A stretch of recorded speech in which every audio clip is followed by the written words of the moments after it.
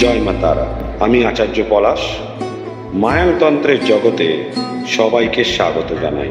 তারাপীঠ মহাশ্মশানে প্রতি অমাবস্যায় ভক্তদের মঙ্গলার্থে আমার মহাযজ্ঞ থাকে, আর প্রতি পূর্ণিমায় নিজ গৃহ মন্দিরে ভক্তদের মঙ্গলার্থে হোমযজ্ঞ থাকে। আমার নিজস্ব গৃহ মন্দির উত্তর কলকাতার শ্যামবাজার, কলকাতা স্টেশন, আরজিকর হসপিটালের সামনে। মানুষের সমস্যা একাধিকভাবে হতে পারে। সেই সমস্যা গ্রহগত সমস্যা হতে পারে, বাস্তুগত সমস্যা হতে পারে, বা তৃতীয় ব্যক্তি দ্বারা ক্ষতি করার সমস্যা হতে পারে। গ্রহগত সমস্যা, গ্রহের পীড়ন থাকলে অতি অবশ্যই আসবে। খারাপ অশুভ গ্রহ যখন আপনাকে খারাপ ফল দেবে, তার প্রথমেই কিন্তু আপনাকে একটা ইন্ডিকেশন সে দেবে। সেটা থেকেই বুঝতে হবে যে খারাপ সময় আপনার আসছে। সেরকমই গৃহে বাস্তু ডিস্টার্ব থাকলে, অর্থাৎ বাস্তুতে দোষ থাকলে, সর্বপ্রথম গৃহেতে ব্যক্তিদের মধ্যে ঝগড়াঝাটি হয় প্রথমত। দ্বিতীয়ত, শারীরিক অবস্থার অবনতি ঘটে গৃহের ব্যক্তিদের। তৃতীয়ত, অর্থনৈতিক একটা সংকট তৈরি করে, সর্বকার্যে বাধা সৃষ্টি হয়। তো গ্রহ দোষ বা বাস্তু দোষ যদি ঠিক করা যায়, তাহলে মানুষ সমস্যা থেকে অনেক মুক্ত হন। যেমন রোগকে যদি ফেলে রাখা যায়, রোগ যেমন বাড়বে, সেরকম সমস্যা ফেলে রাখলে সমস্যা বাড়বে।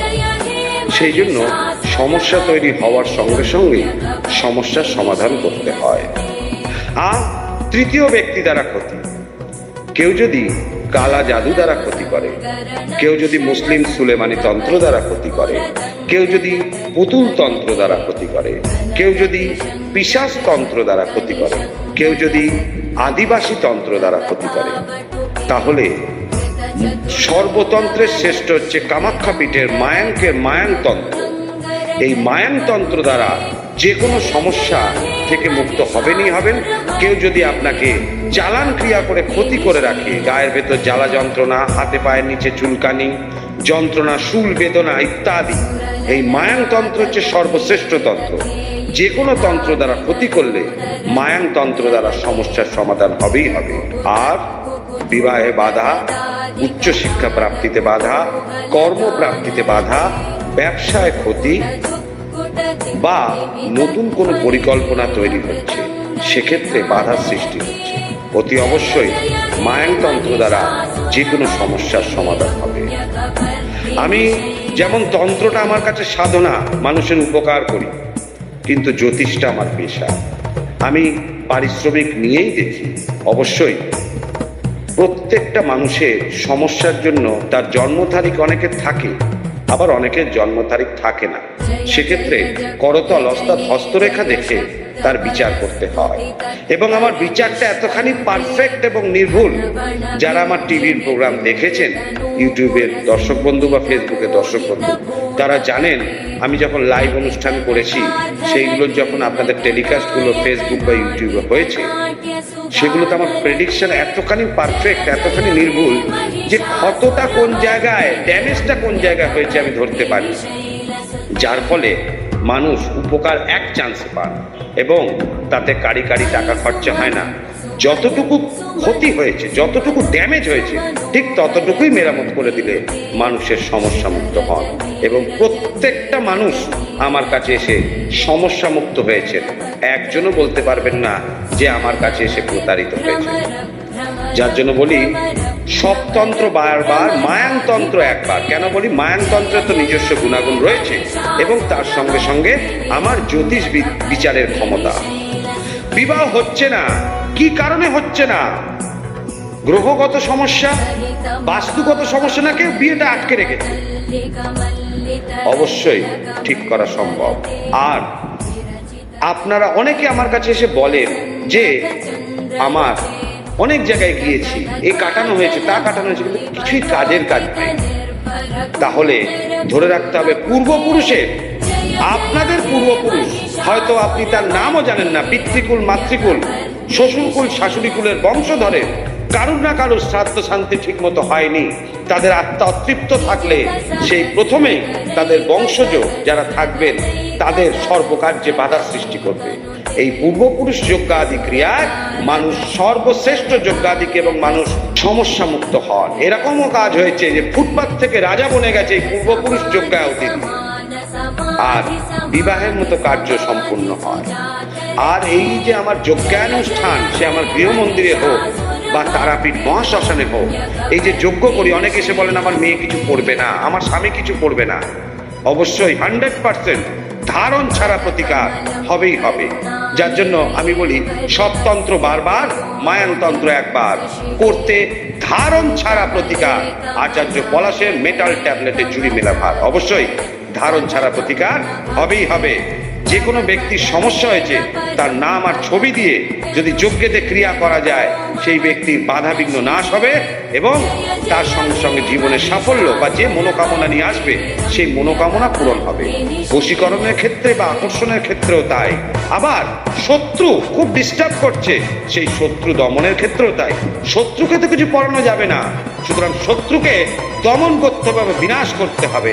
তার জন্য ধারণ ছাড়া প্রতিকার এবং 100% এই মায়াংতন্ত্রে না বলে কিছু হয় না। যে কোনো কার্যে 100% সফলতা পাওয়া যায়। আপনারা আমার যজ্ঞের এই অনুষ্ঠান দেখছেন ইউটিউব বা ফেসবুকে, দেখুন প্রত্যেকটা মানুষের আমি মঙ্গলের চেষ্টা করি। মা তারার কৃপায় যতদিন বাঁচব মানুষের মঙ্গলের জন্য চেষ্টা করব। সবাই ভালো থাকুন, সুস্থ থাকুন। নমস্কার। ভক্ত শিষ্য সমাগম যজ্ঞে আহুতি দিচ্ছেন মহাযজ্ঞ ফলহারিণী অমাবস্যায়। মায়াংতন্ত্রের মহাগুরু আচার্য পলাশের পক্ষ থেকে হচ্ছে এবং বহু ভক্তরা এসছেন। আপনারা যজ্ঞও দেখছেন, মহাযজ্ঞ এই তারাপীঠ মহাশ্মশানে হচ্ছে। এবার চলে আসি আরেকজনের কাছে। আপনার নাম দাদা? আমার নাম শীতল লব। আমি কোথা থেকে পূর্ব মেদিনীপুরের তমলুক থেকে এসেছি। তমলুক থেকে আমার বাড়ি। হ্যাঁ, কতদিন আসছেন গুরুজির কাছে? বিগত বছর দিনে এসেছি স্যারের কাছে। আমার সমস্যা নিয়ে এসেছিলাম। আমার সমস্যা কী সমস্যা ছিল? আমার নানা রকম সমস্যা ছিল, অশান্তি ছিল, প্রবলেম ছিল। একটা অন্যর প্রবলেম আমার ঘরে চলে আসতো, আমি কিছুই জানতাম না, অন্যের দোষ আমার কাছে চলে আসতো। আরও অনেক কিছু প্রবলেম ছিল। প্রত্যেকটা প্রবলেম অক্ষরে অক্ষরে একদম ঠিক করে হয়েছে। আমি এখন স্যারের সাথে অমাবস্যা হলেই স্যারের টানেই চলে আসি।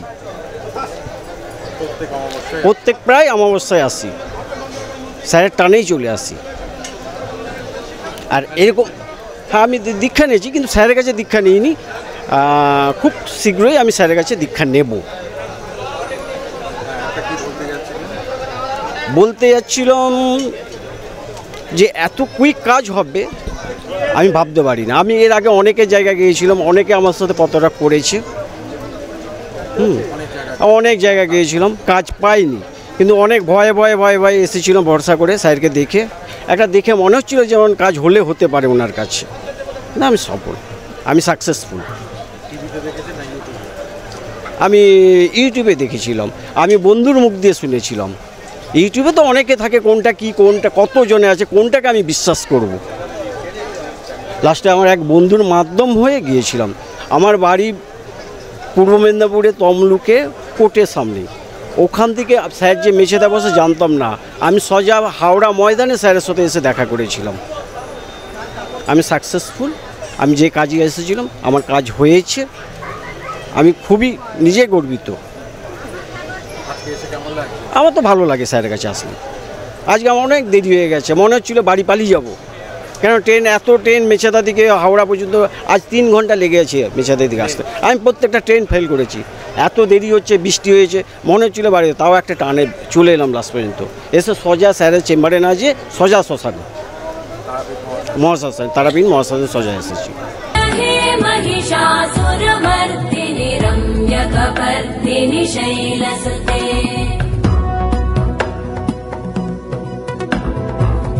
विमलेन्दुकुलं वदनेन्दुमलं सकलं ननुकूलयते किमुकुरुभूतपुरेन्दुमुखी सुमुखी विरसो विमुखी क्रियते मम तु मतं शिवनामधने भवति कृपया किमुत क्रियते जय जय हे महिषासुरमर्दिनि रम्यकपर्दिनि शैलसुते